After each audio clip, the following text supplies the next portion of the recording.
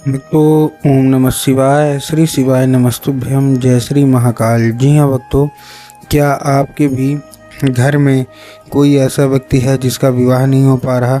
आप लोग बहुत ज़्यादा परेशान हैं उसके विवाह को लेके कि आखिरकार इस व्यक्ति का जो विवाह है वो क्यों नहीं हो पा रहा। आपने बहुत ज़्यादा मेहनत कर लिया, बहुत ज़्यादा प्रयास कर लिया, लेकिन अभी भी उस व्यक्ति का जो विवाह है ना वो होने का नाम ही नहीं ले रहा। और आपको समझ में भी नहीं आ रहा कि आखिर ऐसा क्या हो गया जिसके कारण उस व्यक्ति का जो विवाह है वो नहीं हो पा रहा। तो आपको परेशान होने की बिल्कुल भी आवश्यकता नहीं है, क्योंकि आज जो मैं आपको उपाय बताने वाला हूँ, अगर आपने उसको ध्यान से सुन के और अच्छे तरीके से कर लिया तो अवश्य रूप से सारी इच्छा मनोकामना जो है वो पूरी होगी ही होगी।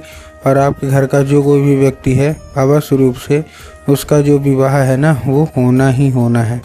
ठीक ना? क्या करना है, कैसे करना है, पूरा मैं आपको बताने वाला हूँ और अच्छे तरीके से आपको समझाने वाला हूँ। तो बस उपाय ध्यान से सुन के अच्छे तरीके से आपको करना ज़रूर है। देखिए, आपको भी पता है कि पूज्य गुरुदेव की जो कथा होती है उसमें लाखों की भीड़ आती है। कैसे भीड़ आती है? लाखों की भीड़ आती है। और जब गुरुदेव की कथा में लाखों की भीड़ आती है तो वहाँ ज़्यादातर जो भक्त होते हैं वो क्या करते हैं? पत्र के द्वारा अपनी इच्छा और अपनी मनोकामना जो होती है वो गुरुदेव तक पहुंचाते हैं। ठीक? और जब गुरुदेव के पास पत्र पहुंचता है तो गुरुदेव के पास जब पत्र पहुंचता है तो गुरुदेव उसका निवारण बताते हैं। तो अभी गुरुदेव की कथा चल रही थी, आज से 4 से 5 महीना पहले की बात है। गुरुदेव की कथा चल रही थी और गुरुदेव की कथा में लाखों की भीड़ आई। अब जैसे ही गुरुदेव की कथा में लाखों की भीड़ आई तो वहाँ ज़्यादातर जो भक्त थे उन्होंने क्या किया?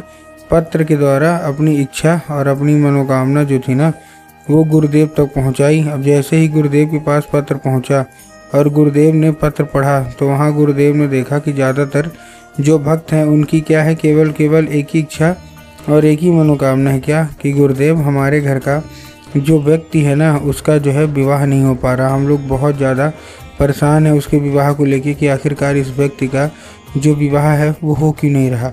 आपने बहुत ज़्यादा मेहनत कर लिया, बहुत ज़्यादा प्रयास कर लिया उसके विवाह को लेके कि उसका विवाह जो है वो हो जाए, लेकिन अभी तक उस व्यक्ति का जो विवाह है ना वो होने का नाम ही नहीं ले रहा। आपने हर प्रयास कर लिया लेकिन अभी तक उस व्यक्ति का जो विवाह नहीं हो पा रहा। आपने बहुत ज़्यादा पंडित को दिखा लिया, बहुत ज़्यादा आपने उसकी पूजा पाठ करवा ली, हर एक चीज़ करवा लिया, लेकिन फिर भी उस व्यक्ति का जो विवाह है ना वो नहीं हो पा रहा और आप लोग बहुत ज़्यादा परेशान हैं। तो अब आपको परेशान होने की ज़रूरत बिल्कुल भी नहीं है, क्योंकि आज मैं आपके लिए ऐसे ऐसे उपाय लेके आया हूँ जिसको अगर आपने अच्छे से कर लिया, अच्छे तरीके से आपने समझ लिया तो अवश्य रूप से आप देखेंगे कि जो कोई भी इच्छा मनोकामना है ना अवश्य रूप से पूरी होनी ही होनी है। ठीक है? तो चलिए, तो अभी क्या है ना, अब मैं आपको उपाय बताने वाला हूँ, तो बस उपाय ध्यान से सुनिएगा। तो देखिए, जो हमारा सबसे पहला उपाय है ना, इस उपाय में आपको करना क्या है? जो हमारा सबसे पहला उपाय है, इस उपाय में सिंपल सा आपको केवल एक काम करना है। आपको लेना है केवल 3 काली मिर्च और साथ में आपको लेना है 1 धतूरा। तो 3 काली मिर्च ले लिए, साथ में 1 धतूरा ले लिए, और ये लेने के बाद आपके घर का जो कोई भी व्यक्ति है जिसका विवाह नहीं हो पा रहा ना उसको दे दीजिए और भेज दीजिए कहाँ? सीधा शिव मंदिर। अब जैसे ही आपके घर का जो व्यक्ति है वो शिव मंदिर पहुँचेगा, शिव मंदिर पहुँचने के बाद उसको बोलिएगा कि दक्षिण दिशा में खड़ा हो जाए और उत्तर की ओर अपना चेहरा कर ले। अब देखिए, दक्षिण और उत्तर में ना बहुत सारे लोग कंफ्यूज होते हैं कि दक्षिण क्या है, उत्तर क्या है, हमको थोड़ा साफ साफ बताओ। तब गुरुदेव ने साफ साफ बताया है कि आप जिस भी शिव मंदिर जा रहे हैं ना उस शिव मंदिर का जिधर साइड जलाधारी होगा आपको अपना चेहरा उधर साइड करके खड़े हो जाना है। ठीक? खड़े हो गए। खड़े होने के बाद आपको क्या करना है? एक नाम लेके, कौन सा? महादेव का बहुत ही सुंदर सा नाम है, श्रम्भेश्वर महादेव। तो आपको करना क्या है? आपको केवल श्रम्भेश्वर महादेव का नाम लेके और उन्हीं का स्मरण करके आपको चुपचाप क्या कर देना है?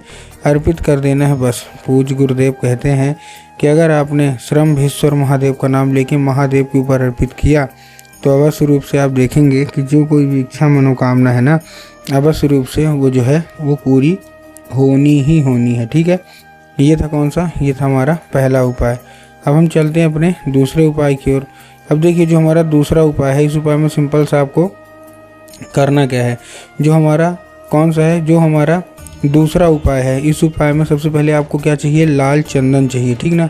लाल चंदन ले लिया। अब लाल चंदन लेने के बाद आपको केवल और केवल एक काम करना है। क्या काम करना है, देखिए लाल चंदन लेने के बाद आपको केवल और केवल चाहिए क्या, आपको पहुंच जाना है सीधा सीधा शिव मंदिर।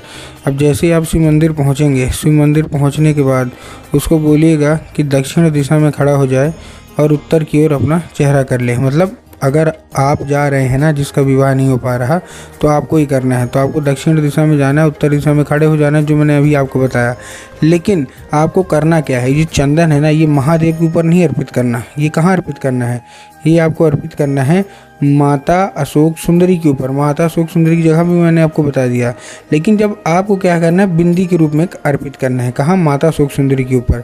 अब वहाँ क्या है ना, वहाँ केवल आपको उनको ध्यान देना है। लेकिन मेन आपको जो चंदन अर्पित करना है वो आपको नंदी जी के ऊपर अर्पित करना है। तो देखिए नंदी का एक पैर होता है आगे का जो कि उठा हुआ होता है। तो आपको नंदी के उठे हुए पैर में क्या करना है, आपको नंदी के उठे हुए पैर में आपको नंदीश्वर महादेव का नाम लेके, कौन से महादेव का बहुत ही सुंदर सा नाम है नंदीश्वर महादेव।